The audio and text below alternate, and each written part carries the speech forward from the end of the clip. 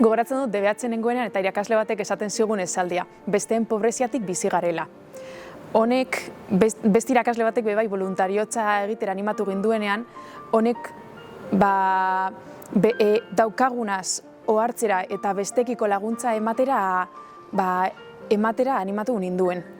Gero honekin, ikaskerekin batera, gizartearekiko konpromesua sustatzera edo mantentzera lagundu ninduen. Eta hortik ja, gizarte garapenerako lanean ari diren erakundeetan murgiltzera lagundu ninduen, eta oraintxe Alboanekin gazte taldeekin gizarte sentsibilizazioan ari naiz, elkar eraldaketarako lanean, eta adibidez zuen ikastetxean talde feministarekin gizartea beste modu batera lantzeko eta eraldatzeko proposamenekin. Hola, yo me llamo Loreto y trabajo en Alboan, pero soy de Cartagena, en Murcia. Y allí tuve la suerte de ir a un cole donde éramos personas muy diferentes, de diferente cultura, de diferente origen, diferentes idiomas, o sea, pues personas todas distintas pero especiales, y esto me hizo a mí entender que era muy afortunada de poder aprender de otras maneras de ver el mundo y de otras formas de entender las cosas, y fue gracias a esta experiencia con mis compañeros y compañeras en el cole que al final pues abrí mi mente a otras formas de entender la vida, y eso junto con la educación que me han dado en casa, porque yo vengo de una familia de mujeres muy trabajadoras, mi ama y mi amama, las dos profesoras también, siempre me han educado en la igualdad de género, en el valor de las mujeres.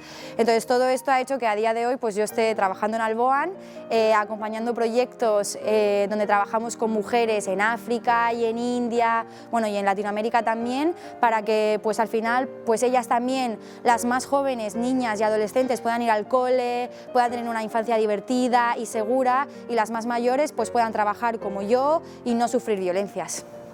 Kaixo, Naiara naiz, ni ere ikaslea naiz oraindik, eta etxean jasotako balioak eta hezkuntza guztia eta gero eskolan jasotako hezkuntzak ere lagundu didate mundua beste begi batzuekin ikusten.